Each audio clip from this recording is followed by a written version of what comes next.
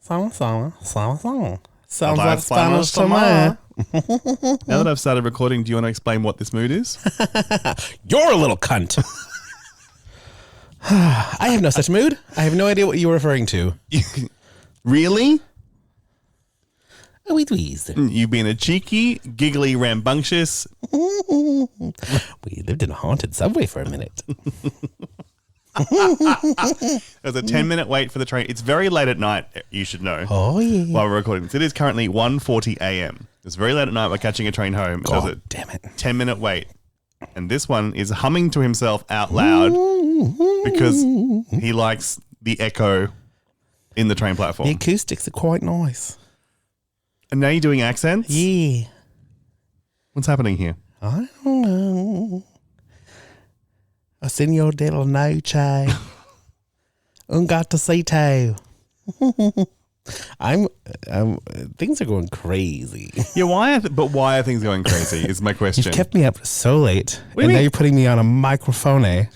You are always up this late. Not on a microphone. No, but... No, and I was like, listen, we're going to go do this. And then I'm like, the next thing you know, we're going to be there super late. And you're like, no, we're not. Blair has to go to bed because he has a job in the morning. And then that motherfucker got drunk. Yeah. And I'm zero drunk. Yeah, but... You're always up this late. Not... By now, I've gotten all of this out of me. You've been like this since 5 You've been p.m. like this. You've been like You've this. been like You've this. been like this since 5 You've p.m. been like this.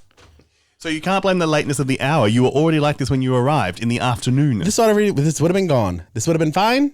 Everything would have been done. Mm-hmm. I don't believe you. Senor de la Noche. All right. Sounds like Spanish to me. Start the show, Charles. You're a little cunt. Oh, wow. Things are just cycling through my brain at a crazy speed. I regret everything. I'll shoot you blank in the head. Start. Bonk, bonk, bonk. Start the show. Bonk, bonk.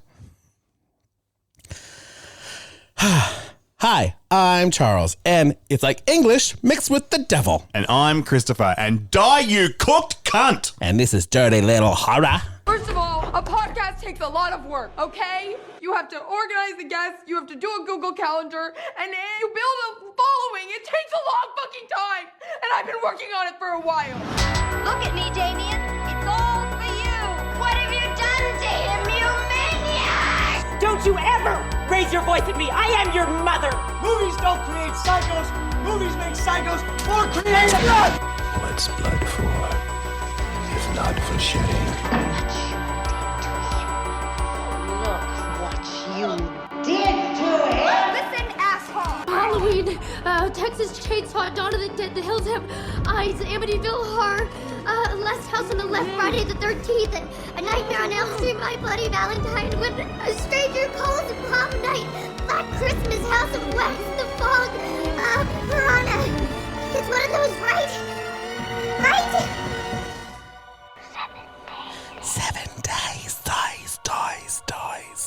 What was I going to say just now? I don't know. And then completely forgot. I don't know. I opened up Instagram and it wiped my memory. Because I was going to say, That's what Meta does. I'm really glad that... I'm here.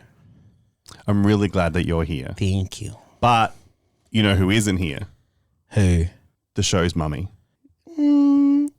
I can be mummy.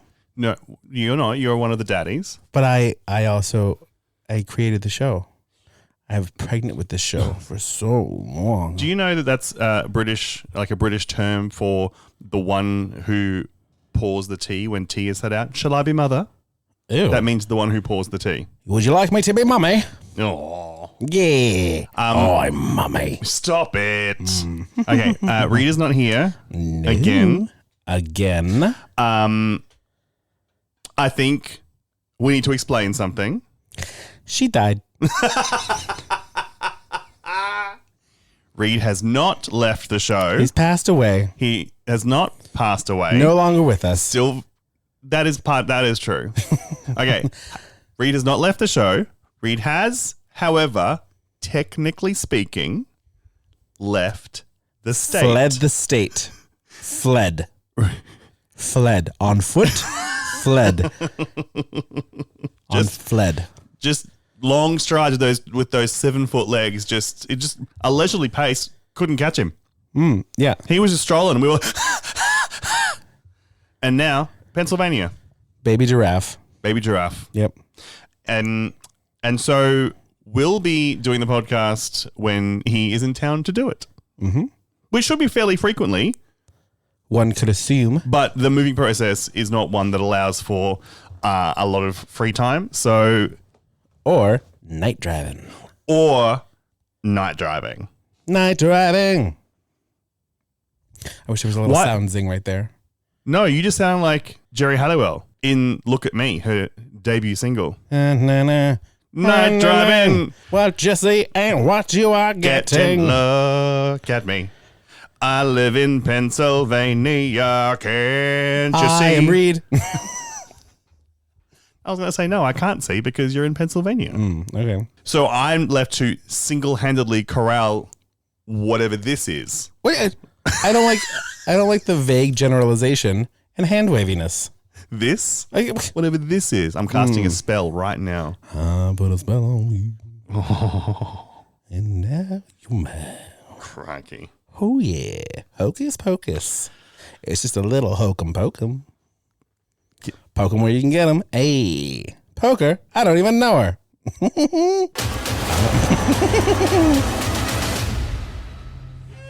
I don't know what else to do. None of ideas.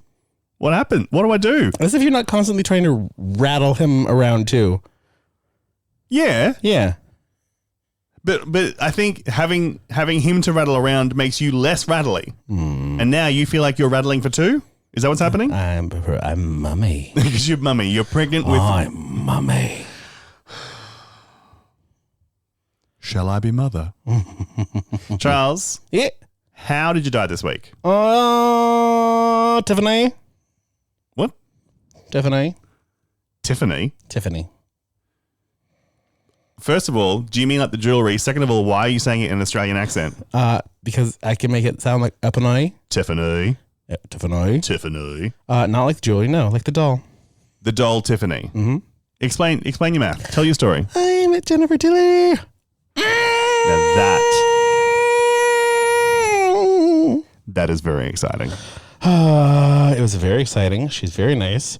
She's gorgeous. She refuses to let a photo of herself be taken in bad light. Oh, really? Oh, yeah. Because we were out on the street talking. Because my friend Michael is in a show with her. Yep. And we got tickets to the show, and we stayed afterwards to meet her. And we also met, Daphne Rubin Vega. Jesus Christ. We met Daphne as well after the show. Mm-hmm. And Elizabeth Rodriguez, who played Aleida on Orange is the New Black, who was a guest at the show as well. Oh, okay. Not in the show. But we're all just standing and talking, and I am not being that person. As much as I want to be that person very much, yes, I am not being that person. And then Michael, my very good friend, goes, Jennifer, would you mind taking a photo with them? Charles is a very big fan. She said, oh my God, of course. Yes. Not right here. Oh, the lighting's bad. I'm a woman of a certain age. I shan't be taking a photo in the dark. Come over here by the street lamp. That. And amazing. She's like, well, should we have someone take it? Or like to get the good lighting, we can just take a selfie, or we can have someone take it, whatever you want. And I was like, I'll take a selfie. I don't want to bother anyone. And then I just went like three little quick faces. Mm-hmm. And then I went, and then I realized I was like, I took three selfies relatively quickly. My hands almost on the verge of shaking. And I went, oh, sorry, that's enough. So, yeah, don't mean to bother you. And then took 2 more photos on my way down that are just blurry swishes of Jennifer Tilly's face. The photo you got was really good. It is very good. So I met Tiffany, and she was very nice to me, and she smelled amazing. And I introduced her to Cat's Eye because I was wearing a Cat's Eye shirt to the show.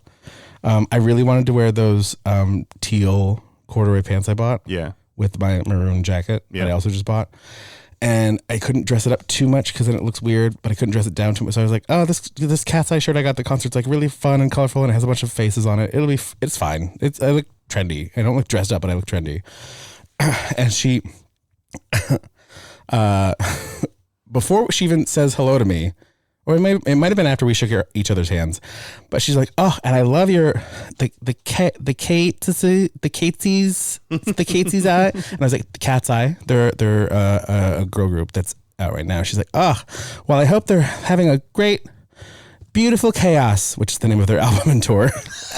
And she's like reading my shirt at me, and I was like, "That's very funny." She's like, "They look like lovely young ladies." I made her sound like Roger just now. I mean, if ever there was a human close to Roger, Jennifer Tilly.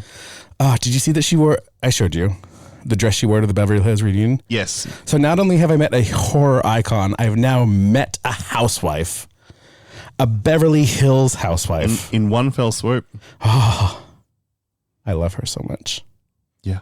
You see, but the dress she wore to the reunion, that's just her face. Her face. On half of her dress. On a dress. She looks beautiful. She's so good in the show, too. You should see it if you can. There's a day, I don't remember actually what day it is, but there's a day at their box office you can choose what you pay to see the show. Oh. Yeah. I like that.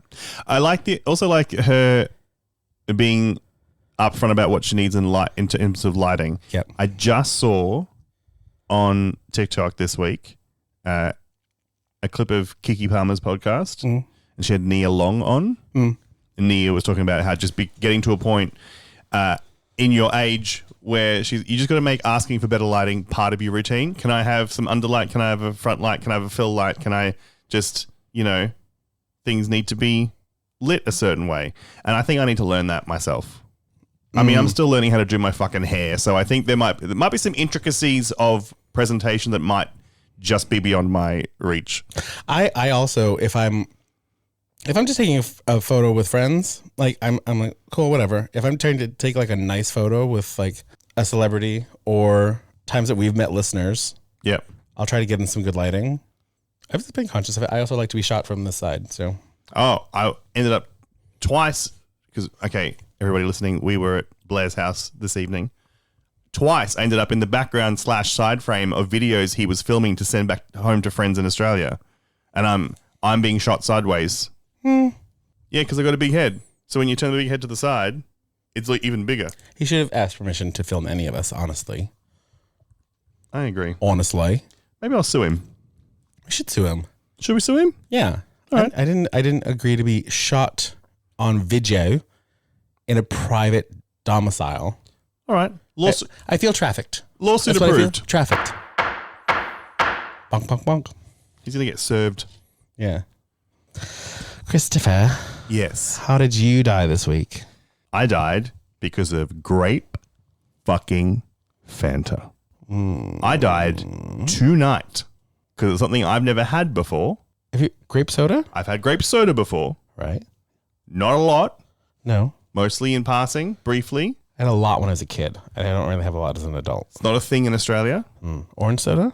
Grape. No, but I'm saying, do you have orange soda? Yeah. Yeah. And that's it. No pineapple. No. We have orange for like Fanta and Sunkist. We have passion fruit. Ooh. In the brands Pasito and Passiona. Despacito? Despacito or Datpacito, whichever one you grab. Lemon, obviously. Don't bask in your own dumb wordplay. I loved it. Lemon, and that's about it. For lemon like lemon lime, like Sprite. No. Oh. Lemon like lemon squash.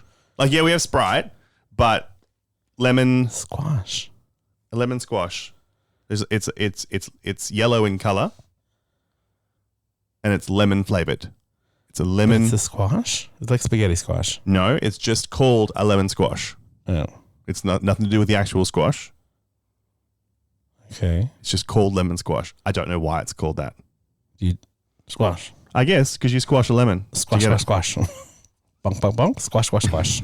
You can say squash too many times without it sounding weird. Is it a fizzy lemonade? It's a fizzy lemonade. And like if American lemonade was carbonated. This is the closest thing to a lemonade, yes. Spark, yes. I actually really miss Lift. But, so Sprite. You push the button and it'll come back. I need you to stop. Lift was a Coke product. They discontinued it, but they introduced Sprite Lemon, which is the exact same fucking thing as Lift. So that you got Sprite, then Sprite Lemon, and then Sprite Lemon Plus, which is lemon flavored and caffeinated. And Yuck. no. Yuck. That was introduced like 5 minutes before I left to come back here. And on the days when a coffee or even like an orange juice, a breakfast appropriate beverage has just passed you by, but you need some caffeine, but Coke just feels crazy. I don't ever feel any sort of caffeinated buzz ever from soda. I don't feel caffeinated buzz from anything. It's fully psychosomatic at this point. If I don't have it, it's going to be a headache. I feel like Red Bull or Celsius. Nope. Or coffee, obviously. Nope. Buzz. Fun. Awake. Amaze. Not a thing. But anytime I can literally drink a Diet Coke and go right to bed. Or I can wake up having just had some Diet Coke, a couple hours later, have another sip of Diet Coke, go back to bed because it's still sitting on my dresser. Yeah. That's Sprite Lemon Plus, by the way. Oh. And then Sprite Lemon Plus Zero Sugar. There's just too many words, though. You can't be ordering that. Sprite. Can I have a Sprite Lemon Plus Zero Sugar, please? I've died of thirst. Sprite Lemon Plus Zero Sugar. Also, it comes in mini cans. Can I get a mini Sprite Plus Lemon Zero Sugar? Oh, fuck. Lemon Zero Sugar Plus? Yep. Now I'm confused. Sprite. Anyway. Lemon Plus Lipschitz. My point is, there are times when the only thing you can get your hands on is a soda, is a Coke, and that just feels wrong to have in the morning. You want something caffeinated, and our Mountain Dew is not caffeinated. Sprite Plus. Your Lemon Mountain Dew Plus. is not caffeinated? It is not. We've had this discussion before. Probably. I think Mountain Dew might be the one exception to sodas that could make me feel something like love. But no, nothing for that. Did I not give you a look? I stared at you with a mixture of confusion, sadness, anger. There's usually anger mixed in there. In Australia, Mountain Dew only makes me feel like one thing, which is I'm eating KFC. That's the only time I get it. It's Taco Bell here. Yeah. But the Mountain Dew, I remember having a Mountain Dew. I have not had one in so long because I don't like it very much. You know what I fucked with? I fucked with a Mountain Dew Code Red. That shit was amazing. But absolutely not. Yeah, no. Code Red was great. Code Red was delicious. It tasted like I couldn't even tell you. It looked like it tasted like cherry. It did not taste like cherry. It did not even. It tasted nothing like cherry. I don't like cherry things. You ate a cherry once. You ate a cherry once. Yeah, when I was 5. You ate one in the last 6 years. You can't prove that. You admitted to it on the podcast. I don't know about. Show me the receipts. Roll back the tape. Roll back the tape. 6 years. Yeah. Find it, bitch. Anyway. Listen, don't call my bluff because I listen to all those fucking Black Christmas episodes again. Every fucking year I listen to those episodes. Then go back and listen to the episode where you admitted to eating a cherry. No. Who went back and listened to all the episodes? Jenna, roll back the tapes. Yeah, find where he ate a cherry and admitted it to me. You shut And I felt so betrayed. Jenna, you shut the fuck up. My point is, I bought a 2-liter bottle of Grape Fanta tonight. And it's going to be the last one I ever buy because that stuff is doing something to me. Mostly it's making me want to drink more of it. I may or may not have generally an addictive personality. I can't. This is Nutella levels. I cannot have this in my house. No, you cannot. I think it's delicious. It's delicious. I haven't had it in a very, very, very long time. I don't know why you bought it. Because I have a friend visiting from Australia. By the way, that friend, his name is TKT, learnt today that I have a podcast. Some fucking friend. I was just getting some crazy American shit. Oh, yeah, okay, I guess so. I got the Flamin' Hot Dill Pickled Cheetos Puffs. Puffy. But then he rocked up with a half-eaten bag of Flamin' Hot Dill Pickled Cheetos regular. Crunchy. And... No, don't say regular. Crunchy came after Puff. Get out. Crunchy is so new compared to an original Cheesy Poof. Oh. Crunchy is 90s. Okay. Crunchy. So also for people in Australia or people in America who've ever wondered what the fuck Australians are talking about when they talk about twisties, crunchy is just what twisties are. Okay. Exact same texture and shape, like a wizard stuff. Like if a snot rocket hardened halfway out. That's it. That's the one. That's disgusting. Delicious. Why'd you say it like that? Jump. Anyway, bought Grape Fanta just as a haha, try this crazy American thing. And then I opened it and I poured myself a glass and then I poured myself a second glass. And then when we left, I put the bottle back in my bag and took it home. Bad guess. But Blair was never going to touch that shit. No, he was not. I can tell you that I drank it when we got here. I've had a full glass of it. It's now empty. I think it's delicious. It does not quench my thirst whatsoever. No, if anything, it makes you thirstier. It makes me thirstier. I may have to go get some water. It reminds me of what someone on TikTok said recently when they're like, cranberry juice acts like it doesn't want to be wet anymore. Doesn't want to be wet.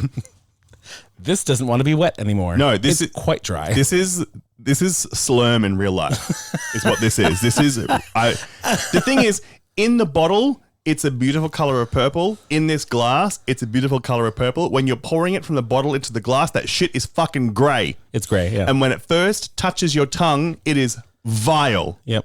And then after a second, it's delicious. Yeah. And then I want another mouthful. And then it's vile, delicious, delicious. Who decided that this was grape anyway? Yeah, it tastes nothing like grape. That tastes nothing like a grape? Nothing like grape. Banana flavored things don't taste like banana. Grape flavored things taste purple. Banana flavored things taste like an old type of banana that doesn't exist anymore. Blue raspberry is the most delicious flavor ever created by man. Not a real thing. Who created that flavor? What actually is it? And I think this is why I love Doritos so much. Because Doritos Mandarin tastes like fucking fizzy Mandarin. You like put in butt. Pineapple Doritos? Mandarin Doritos. Fuck Doritos de los Noche. That shit is crazy. It's so good. Okay, I have an update. The pineapple Doritos. I have an update on the Grape Fanta. See? Just now. My body went to burp and nothing came up except what felt like Grape Fanta trying to claw its way back out. It felt like the reason I don't eat baby octopus. Like it's gonna come and make its way back out. It's on the run for freedom. And the only solution I can currently think of is to have a bit more. Slurm. It's slurm. It's slurm. I'm currently the snail that gets the fungus that goes into its stalks and makes it go up the tree to get eaten by birds. It's a mind control. You know the worm that goes inside the cricket's butt and makes it jump in water to drown? I am very unfamiliar with that concept. There is a type of parasitic worm thing that gets inside a grasshopper. You know, this dick and in an asshopper. And it makes the grasshopper jump into water and drown itself. And once it's in water, then it escapes. Then it crawls out its butt. Yeah, I get that. Yeah. Oh, is it a praying mantis? I don't know if it goes in through the butt, but it comes out through the butt. That's where the poo goes. I need to stop talking about praying mantis butts. Yes, but also, why? I need to throw the Grape Fanta away. Is what I'm saying. That's what I was about to ask you. Should I dump it down the drain now while you're not looking? No. If there's anything that you left, you just pop it in this glass here, and I'll take care of it later. Yeah, you'll dump it down yourself. I'll dump it down myself. Yeah, you sure you don't want me to do it for you? I'll dump it down myself. Yep. I'll dump it down myself. Down yourself. Down myself. Why don't you go jump back up your mother? Why don't you shove that Grape Fanta down your gullet? Down my gullet. Yeah. If I had access to this as a child, I'd be dead by now. I'd already be dead. Thank fuck I didn't find it until I was 45 years old. I give it a year. Until I'm dead? From Fanta, from Grape Fanta. From Fanta-induced diabetes? I can never buy this again. Don't wanna Fanta. I don't want a Fanta. Don't you wanna Fanta? No, I don't. I want a Fanta. And now the inside of my mouth feels funny. Yeah. I need water. Yeah. I'm going to pour the rest down the drain. What? Okay, doesn't need to be rash. I'm going to pour the rest down the drain. Christopher, put it down. It's foul. I just had another mouthful. Yep. You should pour the rest on the drain. I will. I warn you, there's about 3 mouthfuls left. In the bottle? Yep. Yeah. But just get rid of it. Okay. Help me. Yeah, I will. Please. I'm a good friend. Okay. I'm going to take an ad break and we come back. Let's do a movie without any Grape Fanta. With 0. But maybe a little bit Grape Fanta? Nope. Okay. No, none. No. Listen. Take this glass away from me. I will.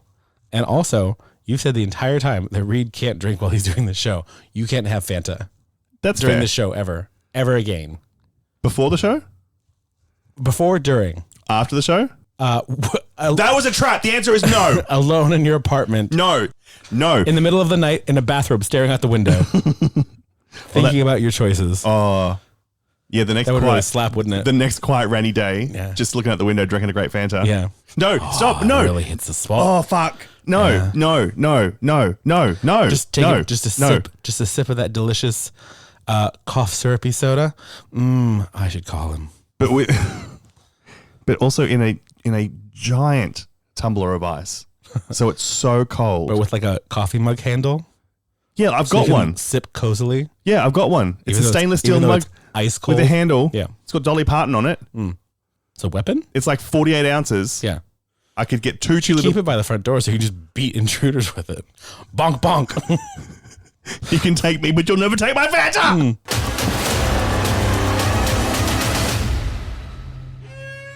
Now there's a soft drink from the Coca-Cola Company that makes it fun to be thirsty.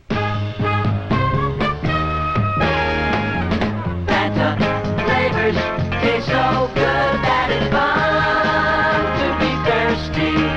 They're the ones when you're thirsty.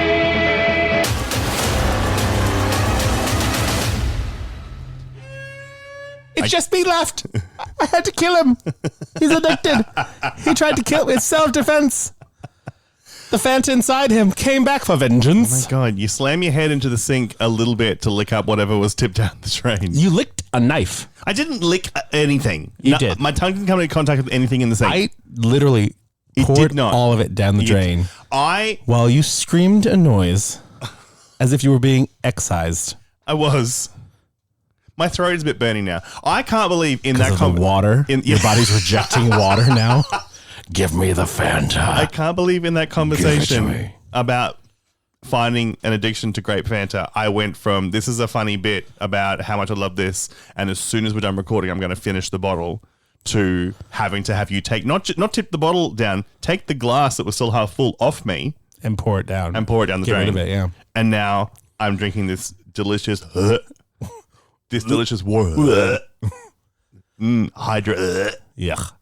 My mouth feels like it's got glue in it. Yeah, it's like when the zebra cakes earlier. Delicious. There's a film in my mouth and on my teeth now. Those zebra cakes. Zebra, sorry, Chris. Those I want to zebra respect, cakes. Respect your culture. Your zebra cakes. Those zebra cakes were fucking foul. Love them. That was a hexagonal Twinkie. No, I think Twinkies are gross. I think zebra cakes are... It's the same fucking thing, mate. It's not. No, the cream is different. The cake is different. It's surrounded in icing. It's chemical cake and I want to chemical know icing. what the fuck Little Debbie did to their fucking oatmeal cream pie cookies. Why they're so small? That's bullshit. That is some bullshit. Still delicious, though. Faggoty ass bullshit. Delicious. Still delicious, Love it. though. Why aren't they the size of my palm? Because your palm got bigger. My palm. I mean, they are smaller from when we last had them. Yeah. But also in the same, I remember wagon wheels being the size of my open hand, and now they're like No. sized. I remember getting oatmeal cream pie cookies, Little Debbie's oatmeal cream pie cookies from the deli not that long ago, and they were big. And these tiny, I sent it to my family group chat because we all love those fucking cookies. And I believe the response from my sister, why the hell is it so small? Where did you get it? Sue them. Which is the correct response. Yeah, it's some more fucking... So shrinkflation is happening everywhere. Crazy. Apparently also with Little Debbie gotten littler. Yeah, I mean, it's going to... Now it's Tiny Debbie. Tiny Debbie. These companies don't realize that we know that we're getting fucked over, so we've stopped buying shit. We will stop buying shit if it's not what it's worth anymore. It happened to Doritos. They lost them how many billions of dollars? Yep. In 2 years? Yep. Not fucking doing it. I'm not fucking doing it. What's funny about Doritos is that it happened in the face of them being told constantly the entire time they've been losing, they haven't been failing to make their quarterly revenue targets or whatever the fuck it was that they're failing at. They were warned every step of the way, the consumers aren't going for this. it's not going to work. And they were like, yeah, we'll work. Don't worry about it. And now look at where we are. Yep. Lost a shitload of money. Fuckers. Anyway. It's literally happening with everything. So it's just not worth it. I'm going to go back to definitely making all my food again. Yeah. I was getting lazy anyway. Whatever. Oh, you saw the new Resident Evil trailer. I did. What did you think? I'm really excited about it, but we had to have a discussion about it. We do. Because you have reservations. I don't have reservations. I'm excited. Yep. I trust Zach Krieger to take me on a wild fucking ride. Yes. I trust that man to... I know now, having seen Barbarian and Weapons, 2 movies I enjoyed immensely, that what I am shown is not what I'm going to fucking end up with at any time with that man. 100%. And I'm 100% okay with that, and I want that. But what the fuck are we doing? Is this Resident Evil? So okay. Because I need lore. Here's where we ended up. Your fear is if you take away the Raccoon City and the police department and all the characters, it's not Resident Evil anymore.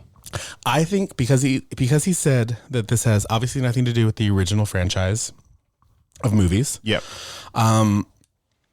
Has said that it's not going to be an adaptation of any of the games, which is fine.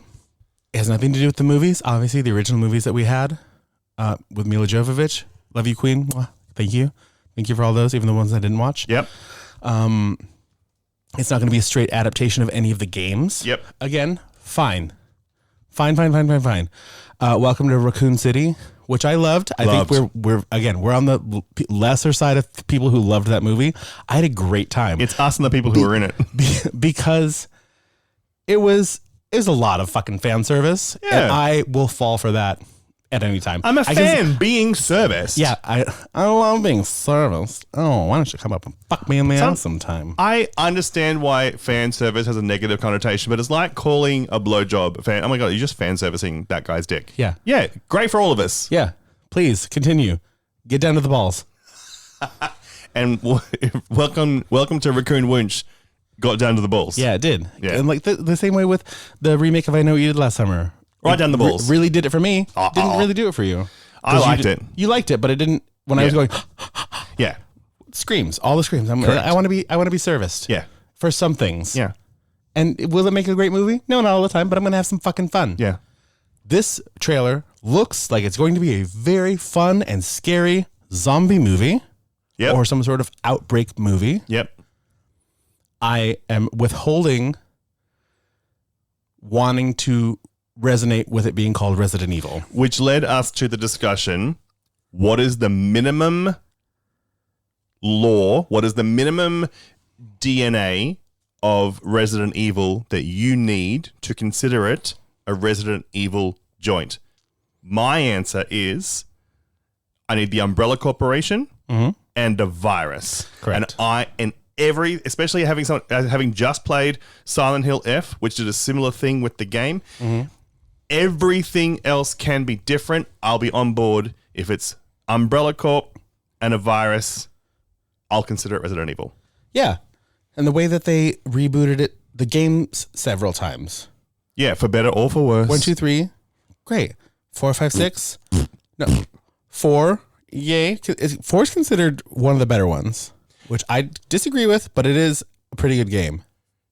The pause button didn't pause the game. No, it did not. Fuck that game. Yeah.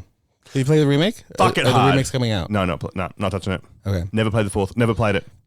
5 kind of sucked. 6 was the worst. And I finished that goddamn thing. I don't know how. I got 10 minutes into it. That's the most I ever played of the game.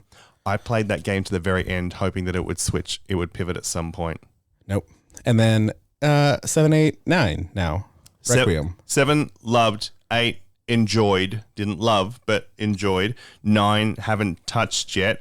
The thing about 6, I think, is exactly what you're fearing about this movie, because I enjoyed the gameplay of Resident Evil 6. At no point was I playing a Resident Evil game. Yeah. That's why they hard rebooted for 7. Yeah. So if we're doing something new, I do need those. I need those very, very basic things. I do need umbrella or like some sort of underground lab thing hidden under something. Mm-hmm. And I need a virus, a T virus, a G virus, a C virus, blah, blah, blah, however many they had in the whatever. Yep. I know they had TNG. Yep. What else did they have? I remember Bugs TNG. and fungus and shit. Yeah. Yeah. That being said, if we're doing perhaps what the Rob Pattinson Batman does versus the actual Batman DCEU timeline, or DCU at the time, that whole era, and then you have this one-off or a Joker that's not canon, and this is just Zach Krieger doing his Joker, his the Batman. Oh. If it's that, and we're just staying away from canon or lore entirely and just creating something new based on entirely new ideas, I could be okay with that, again, as long as I trust this man to take me somewhere absolutely batshit crazy where I don't expect to go. Yep. You never could have told me that Barbarian was going to end, spoiler alert, angry titty lady. Yeah. You never could have told me that Weapons was going to be witch. Right. 100%. From anything. Nothing gave those things away. And I'm also not against considering the various iterations of Resident Evil, even to inside the game franchise, but definitely the movies, which is the Paul Anderson that won the Oscar? That's Paul Thomas Anderson. Mm-hmm. That's Mr. Maya Rudolph. Maya Rudolph. Paul W.S. Anderson movies. Mm-hmm. I'm okay with considering them like the same way that we consider the Spider-Man movies, kind of coexisting separate iterations of the same story. If this Resident Evil is multiverse? Well, it became the multiverse eventually, yes, but it wasn't for a long time. No, it wasn't. But sure, let's call it multiverse. But no, actually, I take that back. Pre-multiverse, it was just the Tobey Maguire versions, the Andrew Garfield versions, the Tom Holland versions. Mm-hmm. I'm cool with the Resident Evils being like that. You got your Michael Keaton, Val Kilmer. You got your George Clooney. Yeah. You got your Bale. Yes. And now you're getting, then we got Batfleck. Boo hiss. And then Robert Pattinson. But again, those swirl around each other, but they're not into all canon within themselves. But then you've also got animated series. Yep. The Arkham games. Yep. Happy with it. Love it. Happy with it. Again, please, Zach Krieger, I'm trusting you. I trust you implicitly. You haven't steered me wrong so far. People that I trust implicitly with horror movies. Zach Krieger, Mike Flanagan, Jordan Peele. You're correct. For a while, James Wan. Don't trust that man no more. James Wan has slapped his name on too many things. He has presented and produced too many things. Too many things that have been. Yep. But there was a while when I trusted that man implicitly. Sure. And with the directed by, I might still, but directed by, yes. Produced or presented by, get no. fucked. No, absolutely not. But yeah, I trust a lot of those people. So all we want is to not have a situation where we're like, that was a good movie. There's no reason to slap the Resident Evil name on that thing. We don't want that. I don't want that. Yeah, I agree. But again, I'm really into this shit. I've always said reboot, franchise, spin-off, revive, whatever the fuck you want. If you've got an idea, I want to see it. I might not love it, but I want to see it. I love that shit. Yeah. And again, Silent Hill F has got me real excited for this new wave of, we're going to set Silent Hill everywhere. And I mean, they're going to have to keep rebooting everything unless they want to lose the trademarks on it. That's why we got so many shitty straight to video remakes of things, because they're like, we have to pump something out. Just make something for a couple. Here's $50,000. Go just shoot something. The 90s Fantastic Four. Yep. Mm-hmm. I was specifically talking about like the Hellraiser sequels and some Child's Play movies. Oh. And I'm always thinking about the 90s Fantastic Four. Why? Because it's terrible. No, it is terrible. It is. But license retaining IP slop. Yep. My brain immediately thinks of the 90s Fantastic Four and nothing else. I often don't think of that movie. Nope. I do it a lot. I think of that movie possibly only when you bring it up. Wait, who was Mr. Fantastic. No fucking clue. Oh, and the new one. And not the new one. Pedro Pascal was the new one. The Jessica Alba one. Oh, Ioan Griffith. That guy. That guy needs to be in more things. Agreed. That Fantastic Four movie, the first one with Chris Evans and Jessica Alba. Yeah. Fine. Great. Had a good time. Yeah. Best movie ever. No. Also introduced me to Kerry Washington. Oh yeah. Yeah. That the Silver Surfer. Boo. Boo yuck. Boo yuck. Boo yuck. But that man is handsome, and I would like to see him in more things. Yeah, he is. Where he been? What he doing? He's in fine. He's in a TV series called Harrow from 2018 to 2021. All right. Because he's Welsh. Yeah. That's why his name looks like that, but sounds like something else entirely. His puffy hair in Fantastic Four. What? He's in an episode of Elspeth. Oh yeah, he is. Okay, so he's been doing stuff the whole time. It's just mostly in the UK. Sure. I guess. Fantastic Four. What's his name? Ioan Griffith. Ioan. I may have said his name wrong before. I said Ewan. It might be Iron. And I think, again, I could be wrong. Gruffud, I think is pronounced Griffith. Okay. I'm going to do this one last thing and then we have to move on to the movie. Okay. How to pronounce Ioan Griffith. Ioan Griffith. Ioan Griffith. He was in 2 episodes of Glee. Ioan Griffith. Love it. Okay, great. Oh yeah, he was in Ringer with Sarah Michelle Gellar. Hey. I forgot about that. Oh, by the way, I got my interest statement for my Apple savings account for April. Oh, did you? 41 cents. Fuck yeah. Oh, that is pure profit. Straight interest.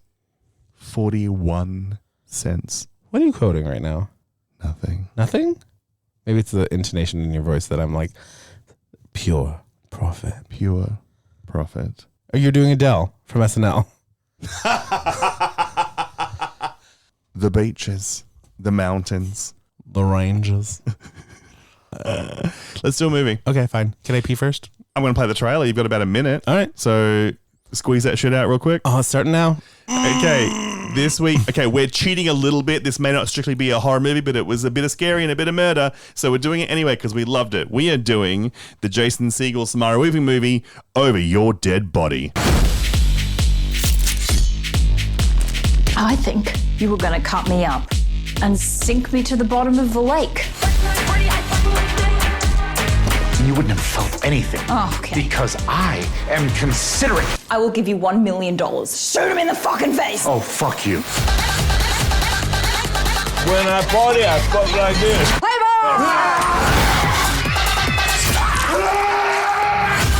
Hey, In a relationship, you dirty pig! the key is finding ways to keep things fresh.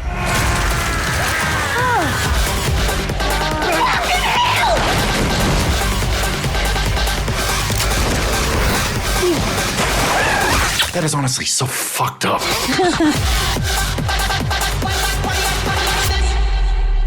I do enjoy when we get a red band trailer.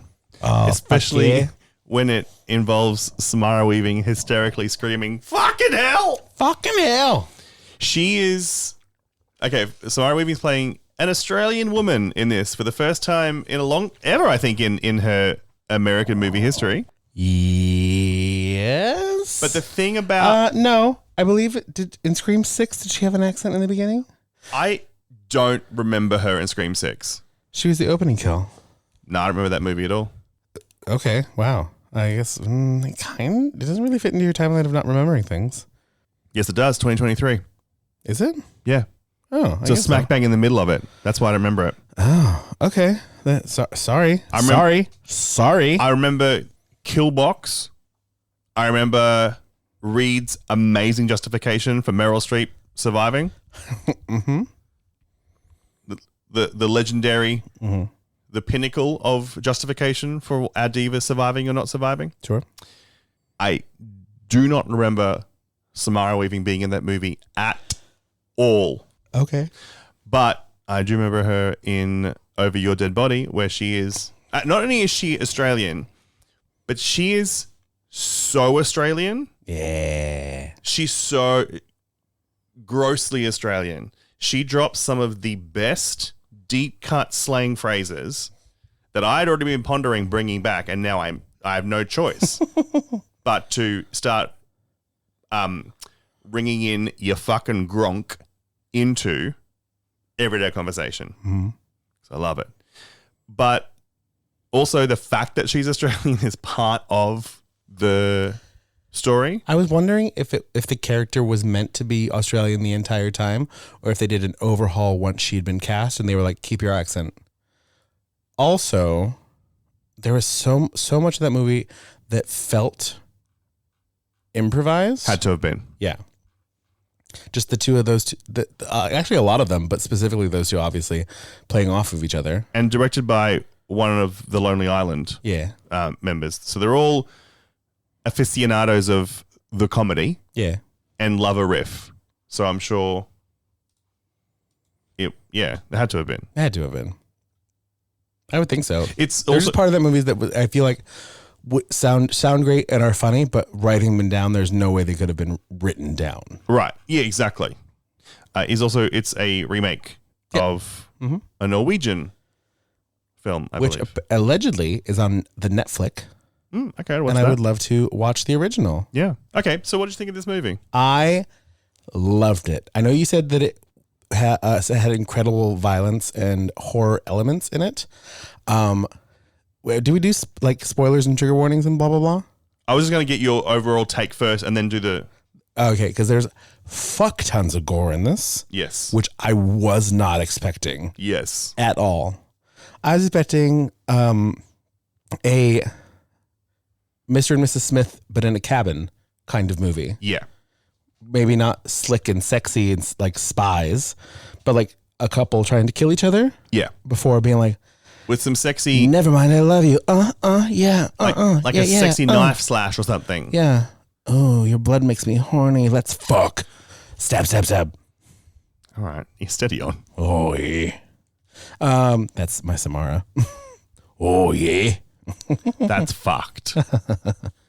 But it went off the rails, and I'm not sure because it's a movie that I really want to see. And again, I will watch most trailers in theaters now out of the corner of my eye and be like, yes, interesting things. No more yuck. No more yuck. Stay away. Stay far away. Because then if I watch too much or if I'm excited about it and then get bored with it, I don't want to watch it. Right. I will, but I don't want to anymore. So I'm not sure if I just forgot about the B plot. None of this shit was in the trailer. Yeah. Okay. That's what I thought. Because I was like, what the fuck are these people doing in here? Huh? What? Key? Donde? Yeah. That was you in the credits when Timothy Oliphant and Juliette Lewis's names popped up. You're like, what? Yeah. Had a great time. Yeah. But no, it was a wild ride, and it was not what I expected at all. I know that it's not getting the best reviews on some of the Letterboxd I've seen, and we can talk about that later. Yep. But I had a wonderful time. I have some thoughts about that, which might end up getting me cancelled. I'm going to talk about them. Okay. But, okay, so... Okay. Sorry, I feel like I said, okay. What? My voice just did that, whatever that was the first time, not on purpose. Oh. Every time after that, on purpose. Okay, great. Oh, all right. I also loved it. I had a very good time. Mm-hmm. You at one point clapped. Because Samara Weaving says, die you cooked cunt. Yeah. Which you openly applauded. I openly applauded. And screamed, ah! Because it's one thing to You were very vocal during this movie. It's one thing to just drop a cunt as an Australian in an American movie. It's a second thing to call someone cooked, which is it's a common vulgarity. Like it's vulgar. Like it's just a common... It's an insult within an insult because it indicates you can't even be fucked coming up with something interesting to say. It's like, you're fucking cooked. Yeah. To call someone a cooked cunt, great. And then to issue it within a death threat. Yeah. While she's actively trying to murder someone. The second only to, and this is a bit of a spoiler, when someone lifts her up on their shoulders and tries to run her into the low-hanging beam of a house. And as she's flying through the air, she goes, fucking hell! It's in the trailer. Yeah. Bloody magic. Magic. And I'm going to end up sounding more Australian throughout this because whenever I'm listening to another Australian be extra Australian. It makes me more Australian. It does, yeah. It's fun. So, okay. Spoiler warning. This movie is in cinemas now. Mm-hmm. Go see it if you wish to. Yeah, had a great time. Turn this off. Go see it. Your content warning. Now, I normally advise, I don't give a shit about giving a gore warning because we do horror movies. What do you expect there to be? Mm-hmm. But there's a lot in this. Yes, you specifically see spoilers. Nope, I won't do spoilers for those things yet. There's a lot of gore. You see a lot of the insides of people. A lot of the insides of people. Yep. From angles you shouldn't. Nope. And it's very bloody. Very bloody. I'm not sensitive to those things, with the exception of there's some hand stuff and foot stuff. A little thing could happen to that area of the body, or a big thing could happen to that area of the body, and I don't like it. Yep. So a lot more gore than you're expecting. A lot. There is some trivialities and realities of being in a long-term relationship. This is the kind of movie that you might leave questioning your relationship. Mm-hmm. And the biggest content warning is there is a threatened sexual assault scene. Correct. That we will talk about. Mm-hmm. Because I feel like people are seeing that, switching off their brains, and gleefully enjoying being outraged by it. Yes. I might agree partially with you on that. I have some thoughts. We'll get to it. Because I'm going to soapbox a little bit. Go for it. But it's in there, and there's my content warning. How I feel about it comes up later. So yes. And the body count is 5. Because there's no reader reads. There's no reader read. There's just creeder read and cheater read. But I split it into 4.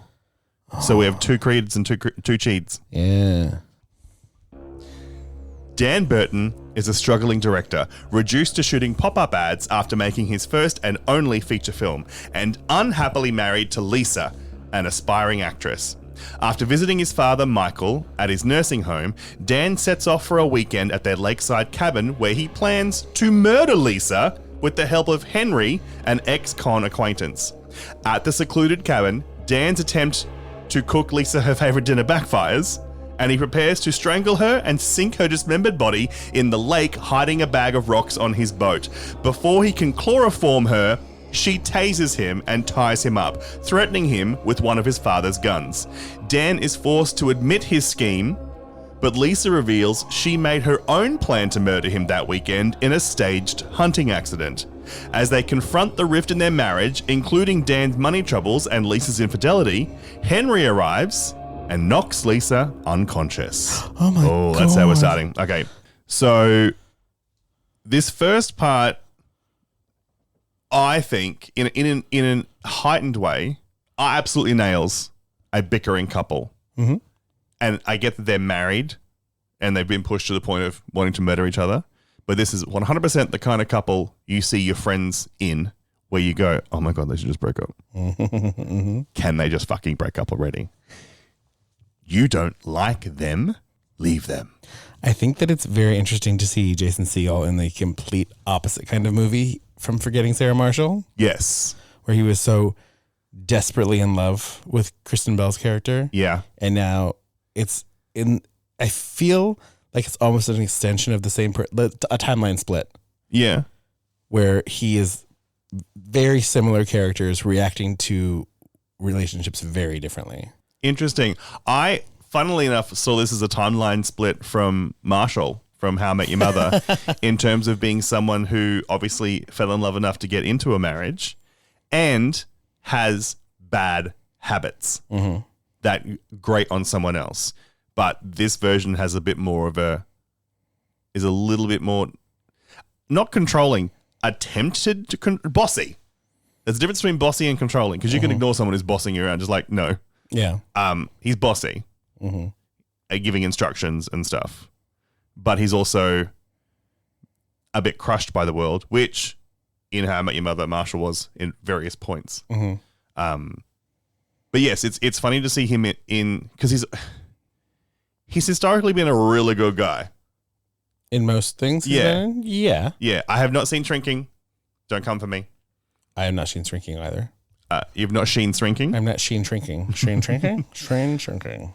So it was actually really interesting to, in both of their instances actually, see their bad behavior come out and have to remind yourself, oh yeah, that's right. I don't root for them automatically because they're actors I love. They're playing characters who are a bit shitty. Yeah. And they do try to make him, even though you can clearly see, it's, first of all, him just walking up to a random coworker and be like, ugh, I'm going up to a cabin with my wife. She loves to go hiking. I keep telling her not to because it's very dangerous and she shouldn't go alone, but she's insisting on going hiking and alone. And it is very funny. And they do, I mean, I'm not sure Jason Segel could play anything but charming again. I haven't seen Shrinking. Yeah, haven't seen Shrinking. Shrinking. Even when he's kind of getting screamy sometimes, I'm still like, that's still Jason Segel. He's fine. I'm trying to look and see if I can recognize anything. Because, yeah, even his rom-coms, when he's like kind of a shittier dude, he's still Jason Segel. And it always has like a good ending. Yeah. And as Samara Weaving herself said, doesn't have any framed pictures of her wedding to her husband up in her house. Has a framed photo of the prop wedding photo with Jason Segel up in her house. I really, really, really loved Forgetting Sarah Marshall. I watched it a lot. Yep. I thought it was very funny. Oh, yeah. Unfortunately, now it stars a shitbag. Yes. But even like in him in Bad Teacher with Cameron Diaz, he's so charming. Oh my God. He's so handsome. Now that's a movie I can keep watching. That's a good movie. You ever watched the TV show? No. Was Lucy Punch in that? No. I don't give a shit. You do. It's very funny still. It was one of those TV shows where they're like, oh, can you do that on TV? Really? Yeah. But yeah, so it's Jason Segel. He is playing a shitty person. It's very funny him talking to a random coworker who is like, why? Like, you work together a lot, but like, why are you telling me this right now? This is not information you didn't know. He's trying to use just a random as an alibi. It's also really dumb and clever and funny to watch because it starts off being, you're like, what? Oh, yeah. He's really awkward. Yeah. Oh, I see what he's doing. From the second we get there. Yeah.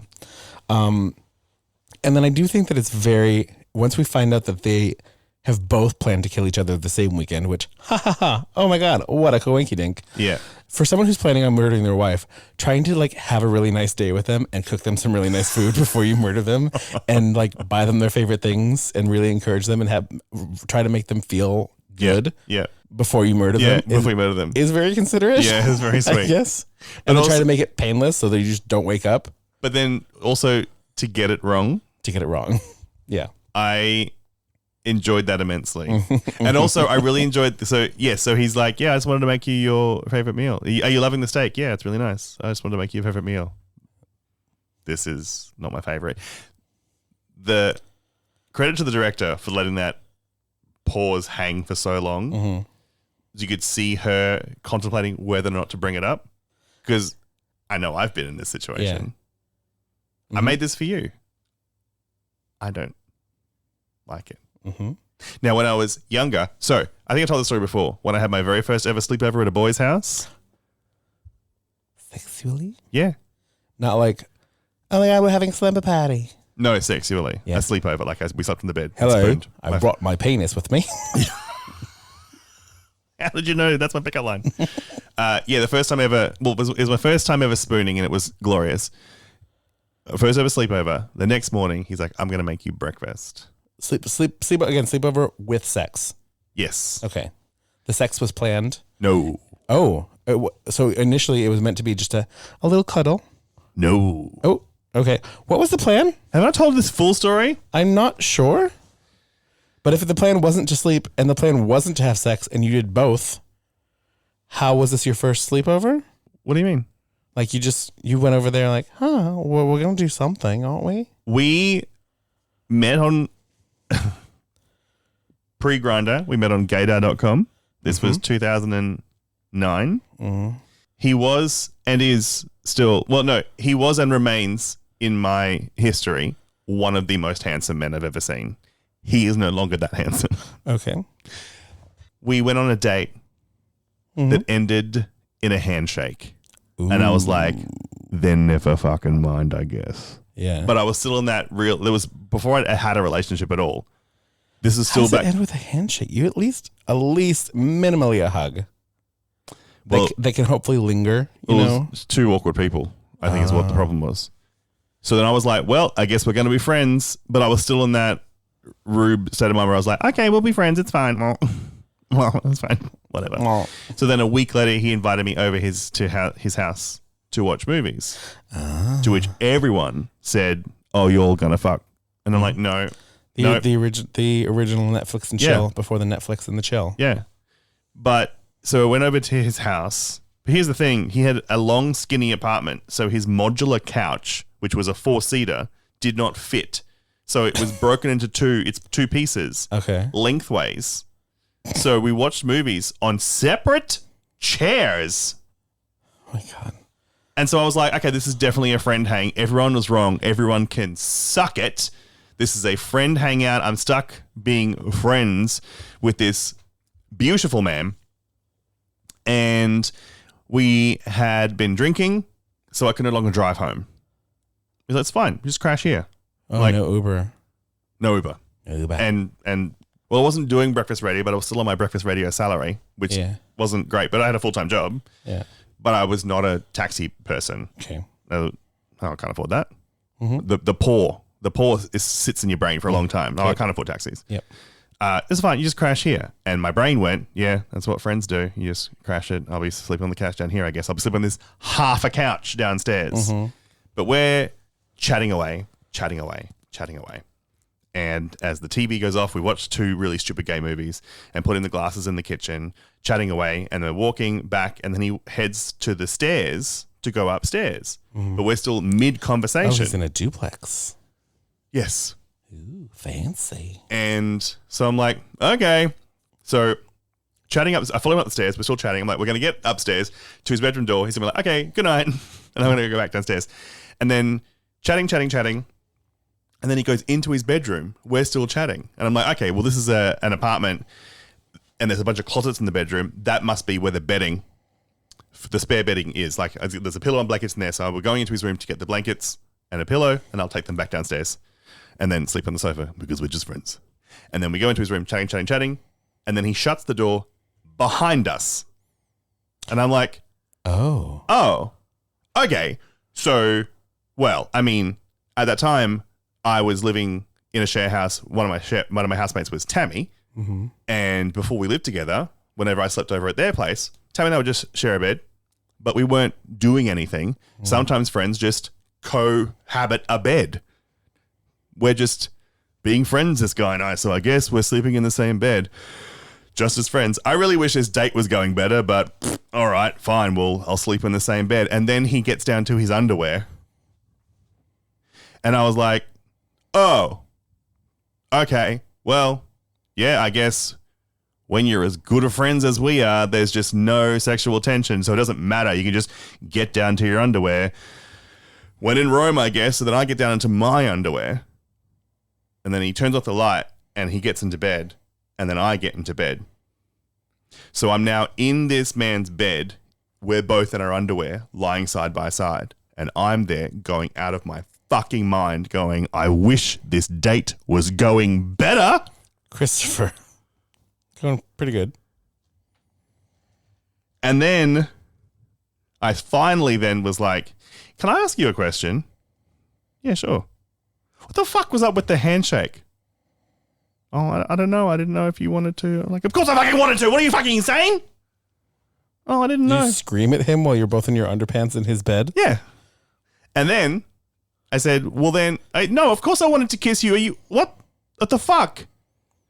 And then pause. And then, well, can I kiss you now? He said that or you said that? I said that.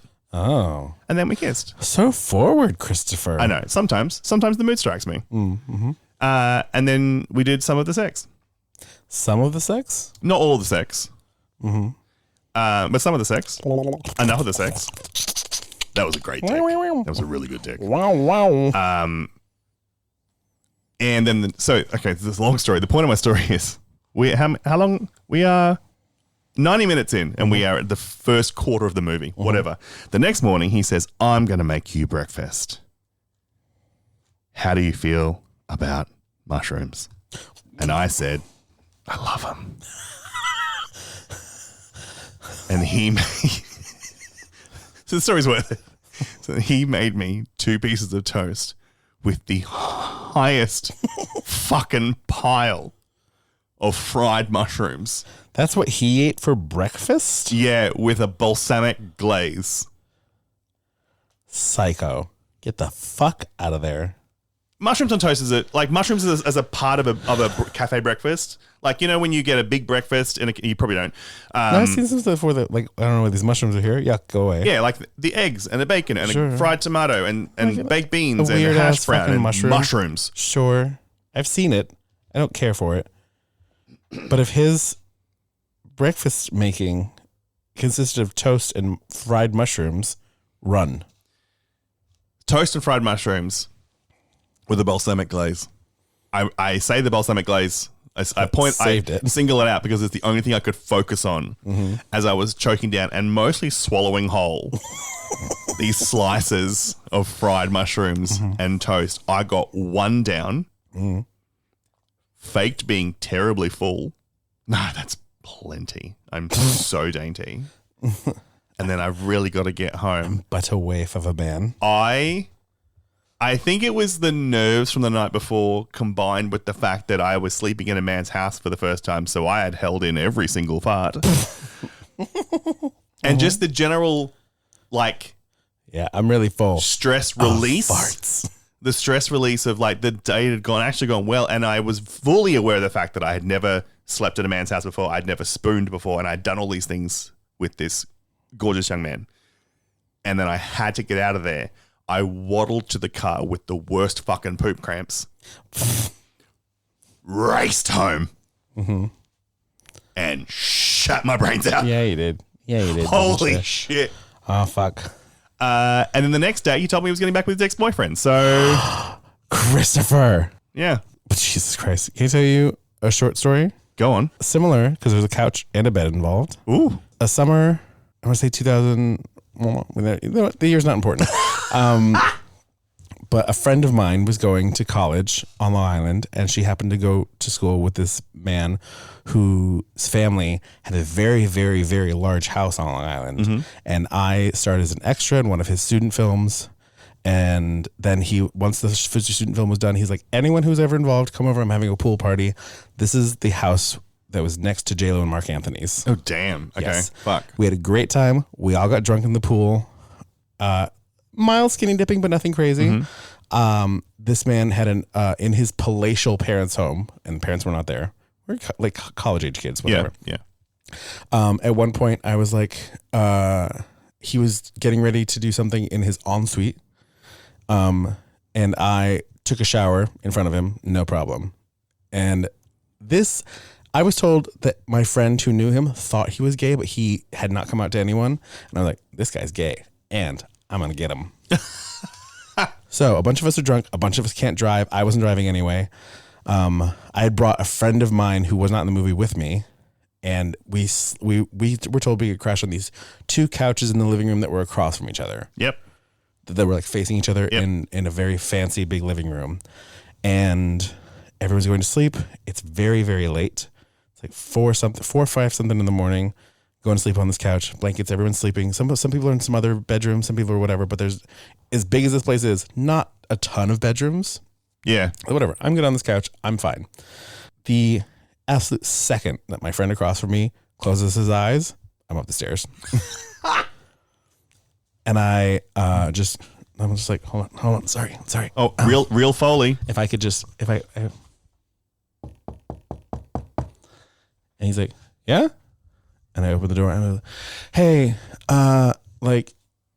my friend is asleep and the couch is fine, but it's kind of uncomfortable. Do you mind if I just sleep up here in your bed? Because I noticed it's pretty big earlier. And my God. And all the other beds are taken. I don't want to sleep on the floor. Like the couch is just weird. And he's like, yeah, no problem. We'd been friendly for the shoot and the party. Yeah. So it's like, whatever. He's like, yeah, no problem. Come in. Like, just be over it is a big bed. Go for it. Yep. Yay me. He's under the covers, naked. Come to find out. Oh, and the next thing I knew, we fucked until well after dawn. Yeah. 4 hours. And if anyone wants a perfect encapsulation of the self-esteem possessed by both Charles and myself, these stories are that encapsulation. Me in a dude's bed in our underpants being like, why isn't this date going better? And you being like, yeah, he's going to come out for me and then I'm going to come in. Also, as far as I know, still hasn't. He's gay and I'm going to get him. That was your quote. That was my quote, but we did all the things. Yay. And he, as far as I'm aware, still not out of the closet. Good for you. But anyway, yeah, that's us in a nutshell. Yeah. That was me in his nutshell. Oh my God. That's what I call someone's anus. Yep. Where I put my nut. How did we get here? Steak. So yeah, how do you feel about mushrooms? I love them. I love them so much. I will say that at some point down the track in our friendship, unhealthy as it was, I did admit that I fucking hate mushrooms. What'd he say? He's like, why didn't you tell me? And I was like, because I was trying to be nice. Yeah. I'm trying to get that dick again. Trying to get that dick. So we've all put gross things in our mouth for good dick. Yeah, we have. We've also put gross dicks in our mouth for good things. Yeah. For jewels, for furs, like a lady. But for money? So how dare you? So yes, this is the setup for the movie. They're a shitty couple who definitely should divorce, but they're going to murder each other instead. Why? Why? Because they are in crippling debt. And they want that insurance, life insurance payout. They both have $1 million onto their life insurance policies. Now, obviously, you know from the trailer that he plans to murder her and she finds him out. I did not know that she had planned to murder him as well. And so this movie keeps doing flashbacks, which can be in the wrong hands a bit like a title card 3 months later, 1 year later, whatever. Chapter 1, blah. Chapter 2, blah. Chapter 3, blah. I think in this movie, it works sometimes better than others. But in this instance, where she actually has her own murder plan, we flash back to... So the movie opens with him being like, yeah, she wants to go hiking and it's really dangerous, but she wants to go by herself. And I said she shouldn't, but she's going to go hiking. And then when he pulls into the driveway of his home... her friend is leaving and she's like, oh, hi, Dan. Happy hunting. Which at the time feels like an ominous, like, why does he know I'm hunting my wife? Right. Why does she know? What does she know? Very funny. But it turns out she's doing the exact same thing. Yeah. Yeah, Dan loves hunting. He wants to go hunting. I hate it. You know how I feel about guns. I hate guns. Ugh. I can't. Yeah, it's not safe. Would never touch one. He wants me to go with him. So they're both doing the same thing with their shitty alibis. Mwah, chef's kiss. Yeah. And then their friend, we're going to move on. But so they bicker. He's going to chloroform her. She tases him instead for a very long time. He wakes up tied up. But then he's enlisted the help of his friend Henry to come and help with the dismemberment because he can't touch raw meat. At one point when he's cooking the steak, he's trying to use 2 forks to get them from the chopping board into the pan. And she's like, oh, for fuck's sake, and walks over and just picks up the whole thing and puts it in the pan. Yeah. Because he can't touch raw meat. And so she's like, how are you going to cut me up? You can't even... And then him trying to signal Henry, who's standing behind her, without notifying her that he's standing behind her, to hit her in the head is very funny. It's hammer time. And eventually ends up with Henry, hit her in the head. Yeah. Which is funny because then we flash back to 5 days previously, or what, 5 weeks or something? Yes. Whenever they started planning this, because it hadn't been 5 days, obviously, that'd be too short. Whenever they started planning this at a carnival, and it's funny because Henry goes, it's hammer time, and it hits the strongman thing. Yep. So you'd think that he knew what that meant. No, he doesn't. And his only very funny caveat for helping him murder someone, his own wife, is he wants them to hang out more as friends. I want to go in the boat. And they want to take the boat out. Can we go in the boat? Can we go on the boat? No. Can't let the boat out. It's a murder. You ready to cheetah read? Part 2? Yes, I can. Okay. While Dan attempts to suffocate Lisa, she realizes he promised Henry half of her $100,000 life insurance policy, but she reveals that they each have $1 million policy. The three turn on each other and Henry is shot dead when Dan and Lisa struggle for the gun. Chasing each other through the house, the couple is knocked out when fugitives Pete, Todd, and Allegra fall through the attic. Tying up the couple in the basement and taking Michael's guns, Pete explains that he and Todd are convicted killers who recently escaped prison with Allegra, an unstable corrections officer in love with Pete. On the run, they broke into the cabin and hid when Dan and Lisa arrived. They demand money and prepare to sexually assault and kill Dan, despite Pete declaring himself a fan of his movie. But Lisa offers to take them to the bank in the morning. So the Henry being shot dead was the first big it's fuck this kind of movie. Yeah, Jesus, where they right straight through the chest, gurgling dead, guggling for his life. Yep, big old hole. Big old hole. Big old shotgun hole.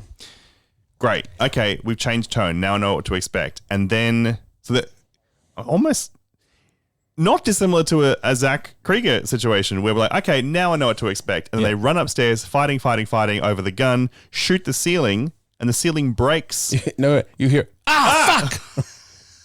And then a bunch of jumping up and down. And then 3 adult human bodies fall through the ceiling and knock them out by landing on them. Yeah.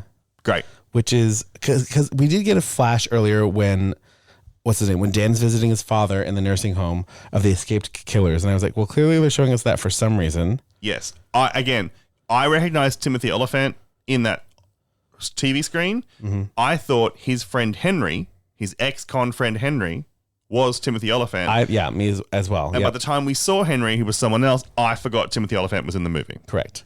It was very brief, and I was like, oh, I should pay attention to that, and then forgot to pay attention to that. And then again, we get more flashbacks where the reason Dan and Lisa bicker over where the key is above the door is because these 3 criminals moved it.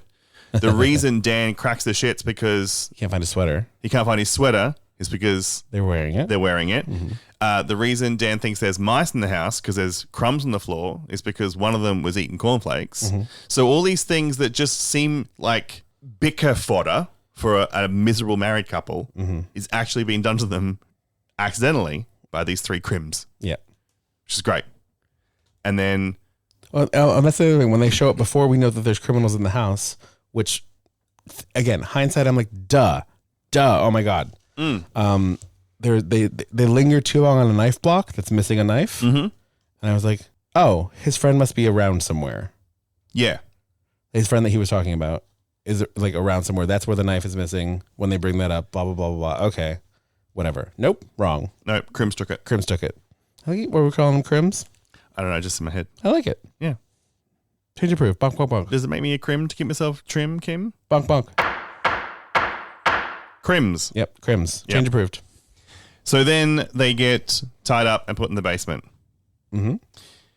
And then when we get to the killing of those 2, of Dan and Lisa, but before they do the killing of Dan, they're going to play a game that they quote-unquote played in prison. Oh, real quick. You get to see Timothy Olyphant's butt. Yes, you do. He's really just giving it to Juliette Lewis. Yep. Who's making a scene of herself. Fuck me, you fucking pig, is what she keeps saying over and over, which is weird because she's the corrections officer. Right. But she's, as a mentally unstable, horny as fuck corrections officer, has clearly fetishized her prisoners. Yes. And quote unquote fallen in love with them. Or at least him, not the other one. And the thing is, they're just going at it on the kitchen table while the other one's watching TV. And you already start to get an inkling that maybe they're not as in love as you think they are. Well, at least he's not as in love with her as she is with him. At all. So the scene that is causing a lot of low star reviews, at least on Letterboxd as far as I've seen, and it may not be without merit, but I still have some thoughts, is the prison game, quote unquote, where so Allegra tells a story that when they were bored as corrections officers, they would get 2 prisoners, take them down to the basement, to the laundry room where it was quiet, and in her words, make one of them.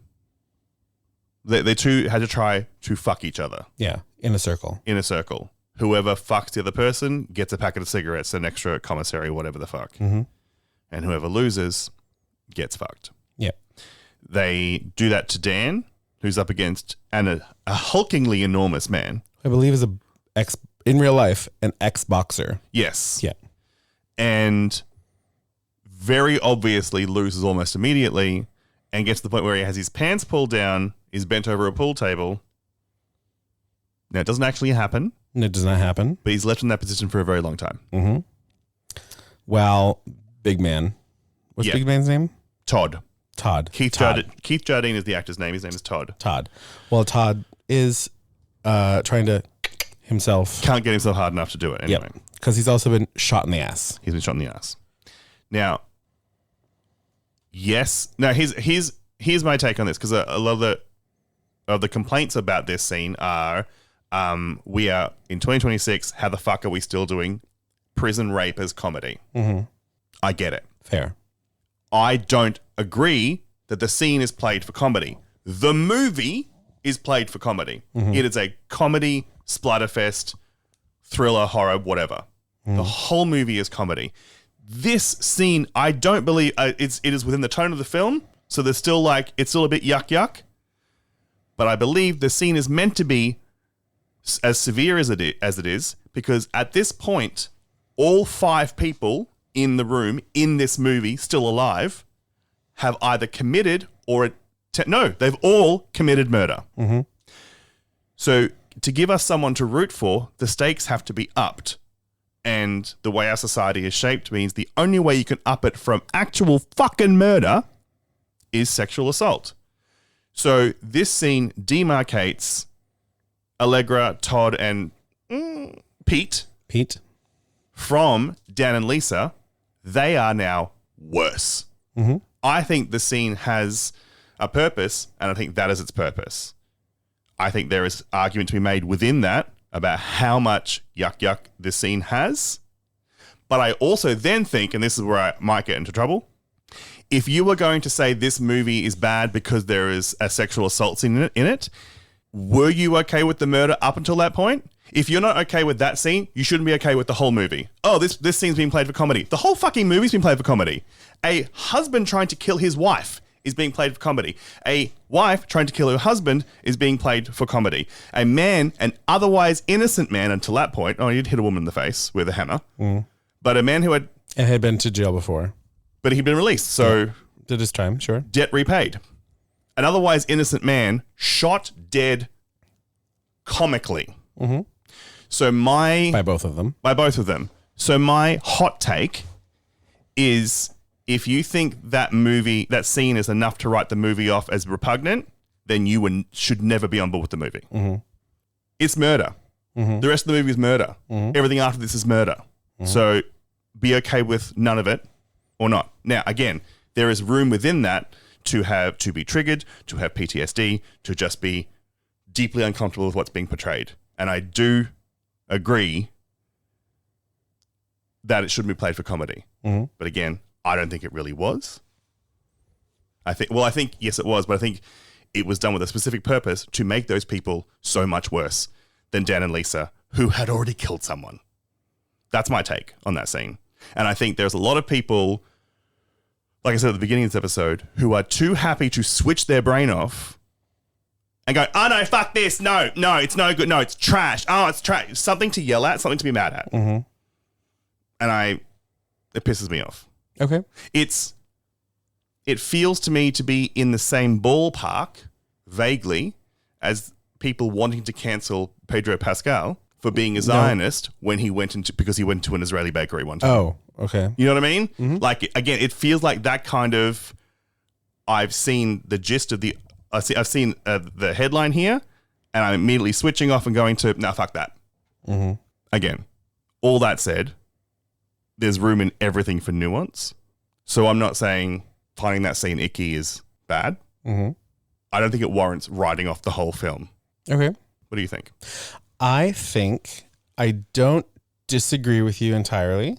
I do agree that almost exclusively sexual assault and a huge thing that I hate, we know, is genital mutilation. Yep.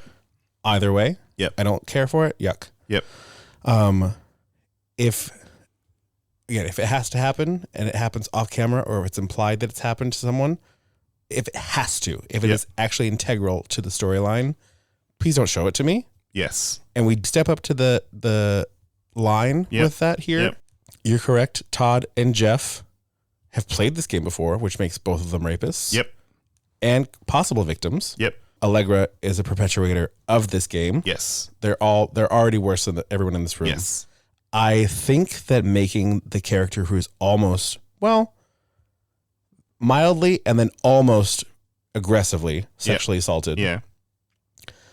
Someone who had a fighting chance and not have that be Samara's character, which would have been more upsetting and easier for those two men or one man to just grab. Yep.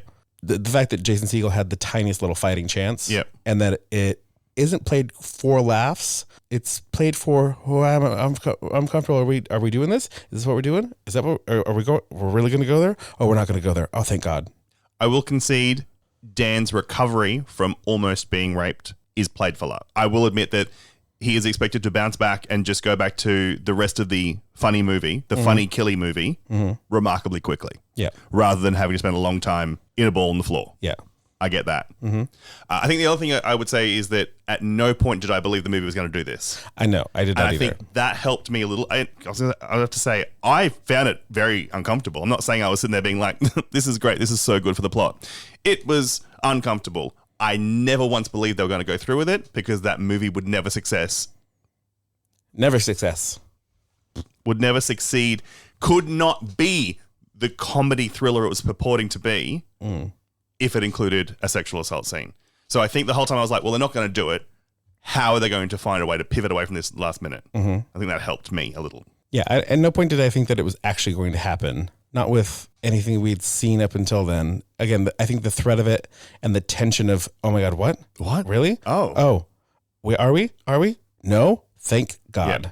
But again, I still think I maintain that we needed that genuine discomfort to be like, these people are fucked. And I think that is... I do hope they get murdered. I'm not saying it's a good thing. Glad it didn't actually happen. Him having his pants forcibly ripped down is a mild form of sexual assault. Correct. Absolutely. I don't think that anyone who is personally triggered by it, write it off. It's not a movie for you. That I agree with 100%. I, as a victim myself, I'm not usually triggered by that.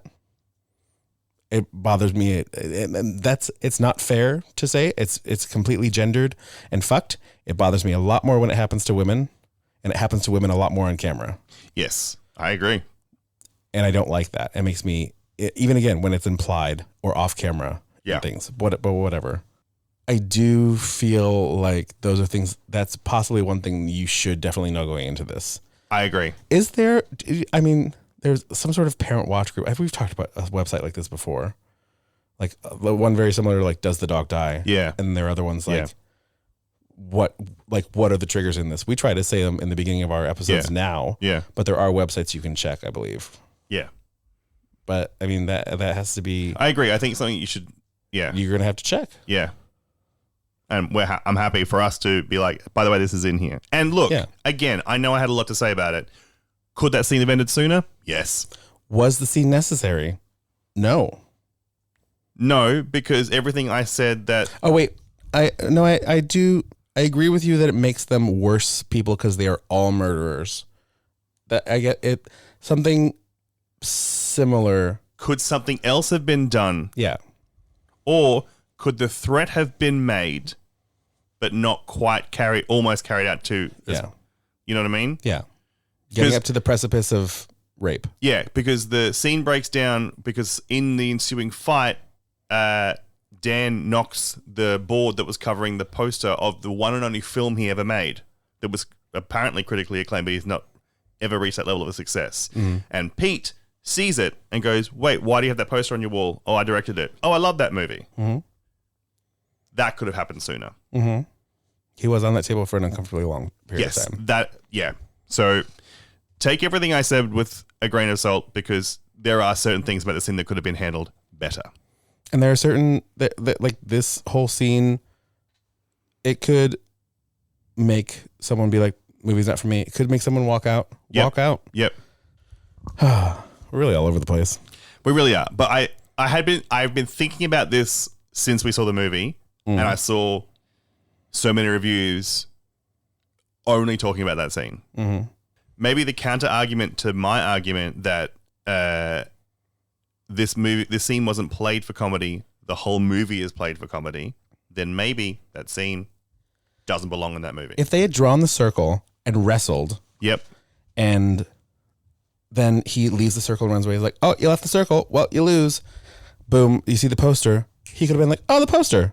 Before he was bent over and pants down. Yeah. Yep. He could have been like, whoa, poster. Yep. Before anyone was butthole out. Or, like, I don't know. And again, this undermines my own argument that we're still talking about murder. But like, oh, you stepped out of the circle. Now you just get beaten to death. Sure. You know, I don't know. I had a lot of strong ideas and now I'm already softening on half of them. I don't think you are.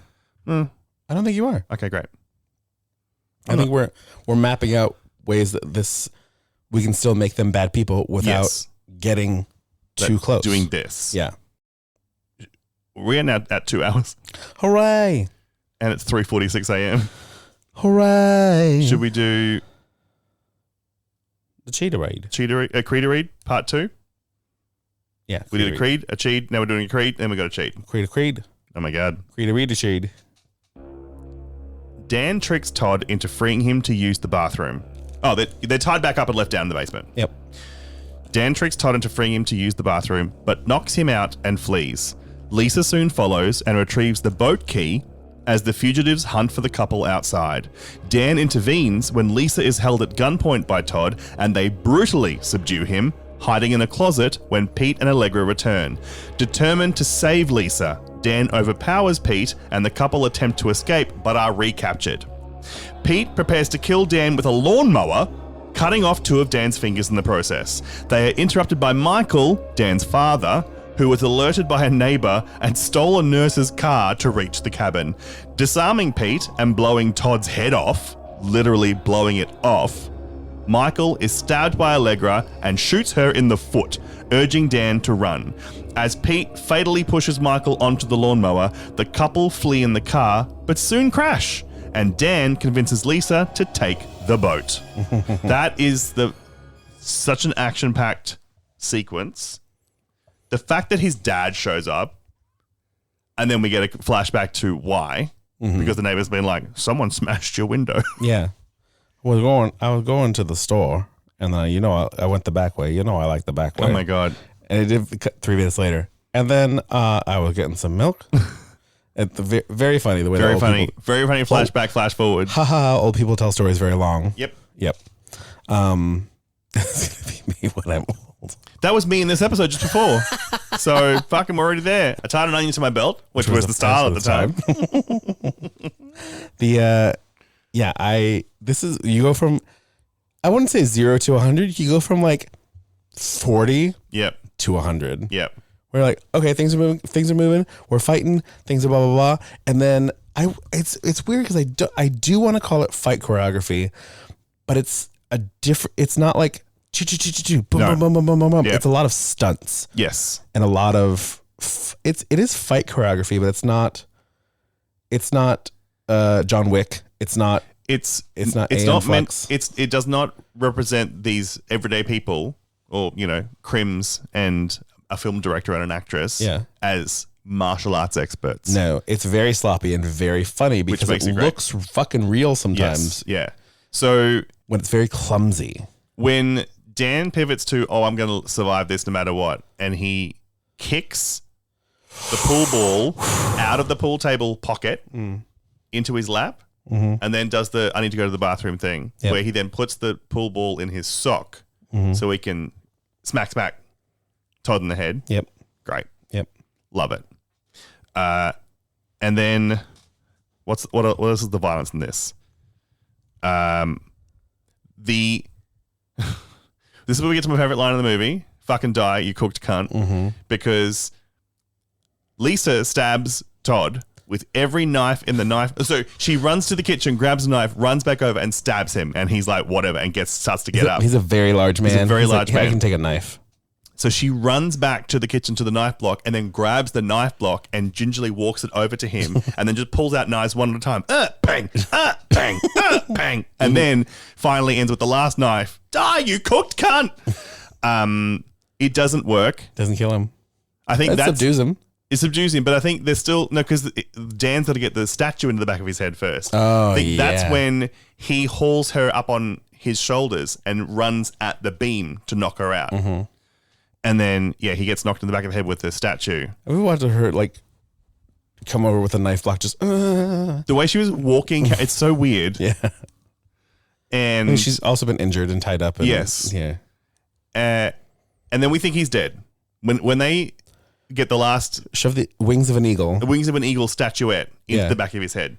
This says subdue him, but we think he's dead. I would hope it would kill me. Yeah, you'd think. I wouldn't want to come back from that. All the stabbings in the wings in the head. No.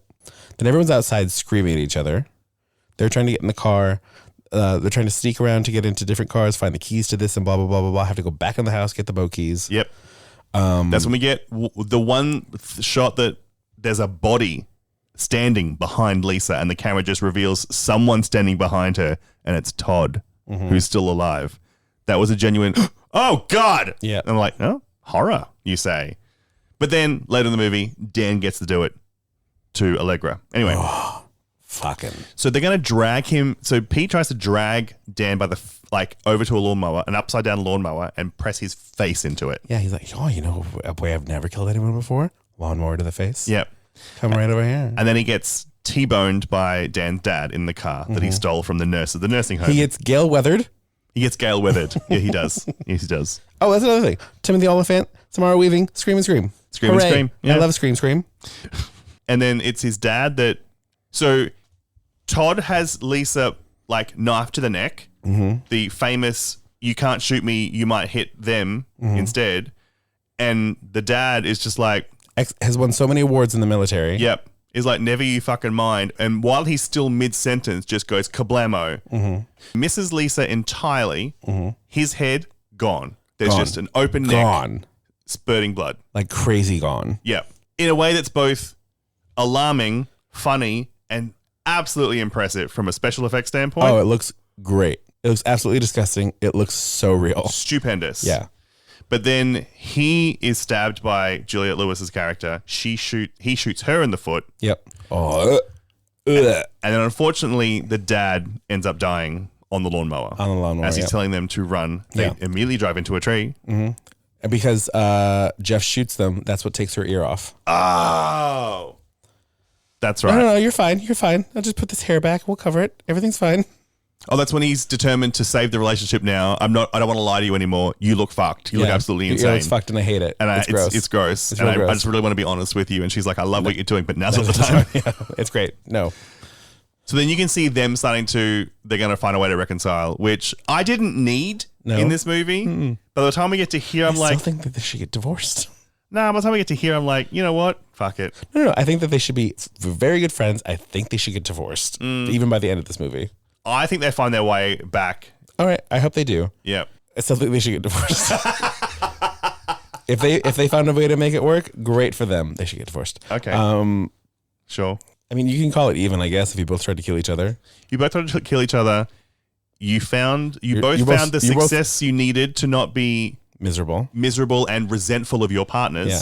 But also, you both tried to kill each other, and you were both so bad at it. Oh, so bad at it. That neither of you were really ever going to succeed. But they were so bad at it, but they come together to succeed at it in the cheetah read, which we'll cover right now because this third part rolls real quick into the fourth part. Yeah. Okay, let's go for it. Abandoned by Pete, the wounded Allegra is confronted by a vengeful Dan who breaks her leg and shoots her in the face. That was fucking crazy. Pete commandeers the boat with a captive Lisa, but Dan climbs aboard, leading to a vicious struggle. Using the bag of rocks and anchor to drown Pete, Lisa saves Dan and recovers his severed fingers and wedding ring.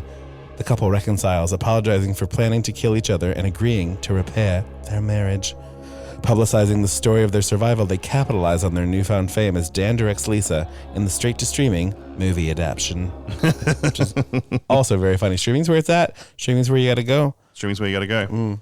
So the second horror movie segment is this thing with Allegra. So Allegra has been shot in the foot through her boot, and there's a very long, again, another... And Jeff breaks up with her. Oh, God, Jeff breaks up. Pete breaks up with her. Why do you keep calling him Jeff? I have no idea. Who's Jeff? Who the fuck is Jeff? There's no Jeff in this movie. There's not, is there? No. Even the actors' names aren't. Even the actors aren't called Jeff. Calling him Jeff. I could have sworn his name was Jeff this entire time. Pete breaks up with her, which we knew was coming. We watched their relationship fall apart. Well, it was never a relationship. She's unhinged and was in love with him, and he was using her to get free. To escape, yeah. He breaks up with her. She's shot through the foot. Again, this scene maybe went for a little bit too long. She takes the boot off. Her foot is in several, like her toes are in two sections, big and second, fully hanging on by a flap of skin to the rest of the foot. Yeah, she's rocking a permanent flip flop. Yep, and she douses it in alcohol, and then tries to wrap it up. I can't. Keep going. I just am going to keep going. The way she then lifts the loose flap of half her foot, tries to put it back and go, there, that's where it's supposed to go. I can still see part of it in my brain. There you go, back in place. Yep.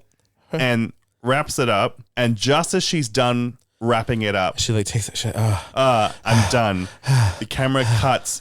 Dan is standing right behind her, and he immediately just stomps on the other leg, which is resting on the coffee table. So her other leg broken. Yep. I also would like to say that Juliette Lewis in this scene is handling a lot of alcohol, and she is in recovery. Yes. And it makes me think, how fucking insensitive were they on the Yellow Jacket set for her to quit? Well, I know how. They made her character relapse, which was the one thing she said she didn't want to do. She played someone in recovery, and she's like, I'm in recovery. I don't want to play someone who relapses. I can't do that because of my recovery. They did it anyway, so she pieced out. Yep. That's why the plot line of the subsequent seasons of Yellow Jackets is so fucked, because they suddenly lost one of their main characters. In this movie, I don't know if she ever actually drinks any for pain. She does right before she dumps it on her foot. Yes. So there is a way in which she can do it. That's what made me... she's not playing anyone in recovery right now. Oh, yeah, I guess that's part of it. She's not relapsing. She's playing a character who drinks. Who drinks, yeah. Which could be not triggering in the same way that playing someone who's going through your same journey is. Because I was paying attention during that scene, because I was like, oh, she's got liquor there.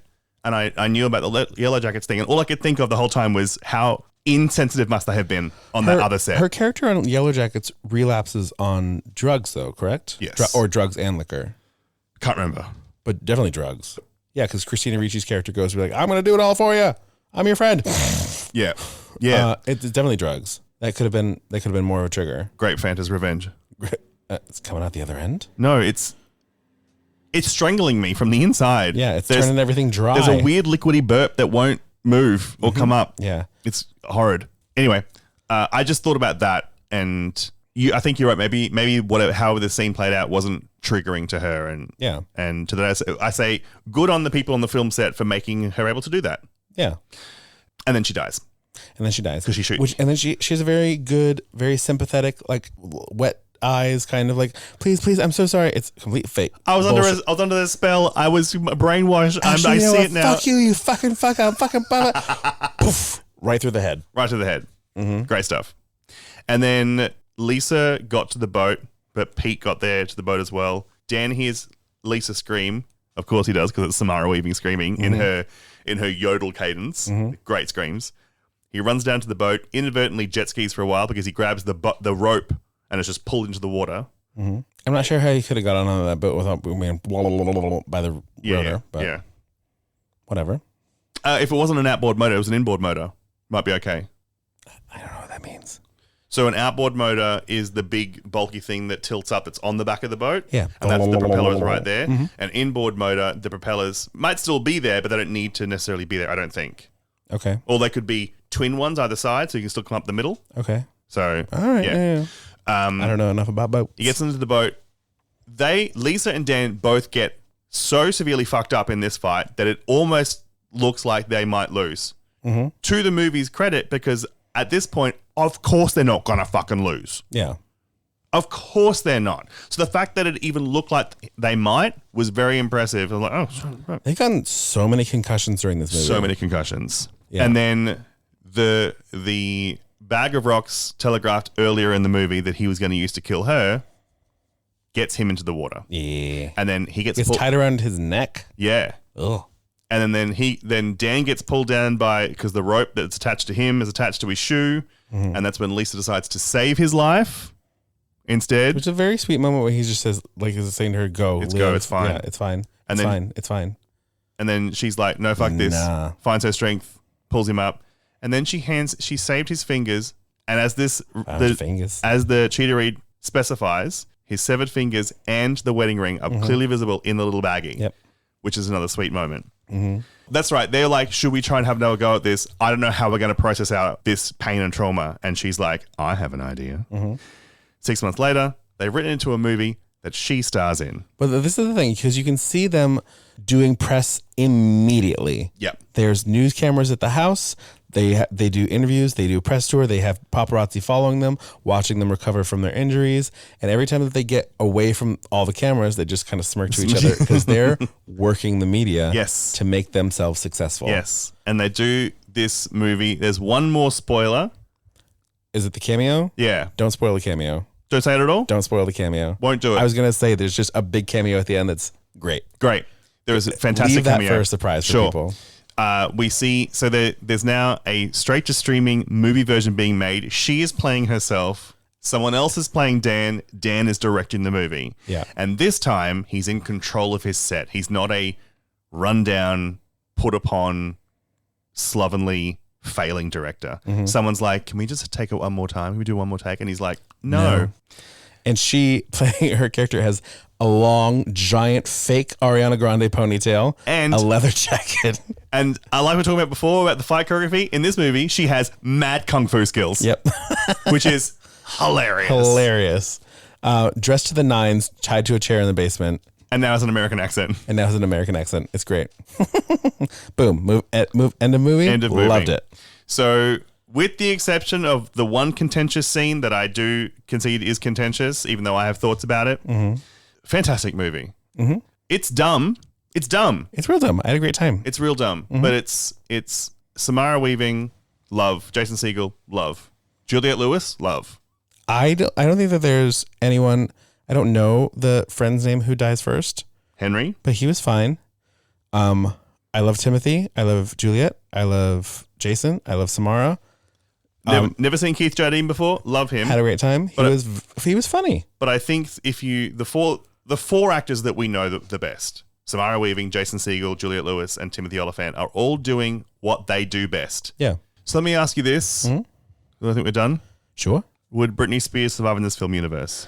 Absolutely. You can't tell me that a girl raised in Louisiana would not kick the absolute shit out of people, criminals squatting in their house. Yeah. Would Kylie Minogue survive in this film? Yes. Ooh. I don't think she has the viciousness maybe required, but small blonde Australians come out on top in this. You think she would? Do you think Kylie would call someone a cooked cunt? Yeah, because Jake Shears taught her how to say that word. Which is, again, crazy to me. But yes, she wouldn't say it in an Australian way because it's just not in her nature. How would she say it, like a little singing chibi? What are they called? The singing budgie. Budgie. And your randomly generated diva for this week, Miss Peggy. What? She is kicking ass. Yeah, the movie wouldn't last 10 minutes. Hey! Yeah. Jason Segel's character would be dead the minute Who also starred in a Muppet. Yeah. Yeah. So they've got history. Yeah, they know each other. Yeah, that'll be a 25-minute film. He's dead. He's dead. The cameo at the end, Kermit. And that's it. They'd be like, blah, blah, blah, blah, blah. Give us $50,000 and we'll leave. Excusez-moi. Wow, your Miss Piggy impression is bad. I know. No, okay. Yeah. What? Patreons and emails? 0 emails. We have one new Patreon. Oh, welcome. As our newest CGI bat, which we haven't had in a while. So long. Big Tim.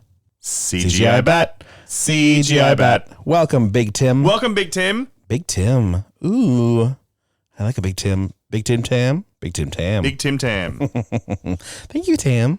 Tim. I said Tim. Oh, Thank you, Tim. Thank you, 10. Thank you, 10. Thank you, 5. We're gonna do a thank you end of the night. Thank you next. Just so everyone is aware, it is currently 4:07 a.m. Oh yeah. Shit. Yeah, it is. This was your idea, and this was your fault. Yeah, and as soon as I hit stop on this record, I'm turning off that light and lying down. Yes, I know I'm nowhere near my bed. I know I'm in the office chair in the corner of my room. I'm just going to lie down right here. Yeah, okay. I actually have to pee first. So do I. Oh, goddamn. End the episode. You can find everything you need for this show at dirtyhorrorpod.com. All our episodes, information about us. You can contact us via form submission. You can find the links to our Patreon to support us. It's all at Don't go to Dotty. Don't go to Dotty anything. That's an Australian fashion label. It was, at least. Anyway, dirtyhorrorpod.com. You can email us directly at dirtylittlehorrorpodcast@gmail.com. You can find Charles at Charles Rockhill. ROCKHILL. You can find Reed in fucking Pennsylvania, but also at Reed Black Comics on Instagram. And you can find me at Chrysopotamia. This has been Dirty Little Horror. Until next week. Try not to die.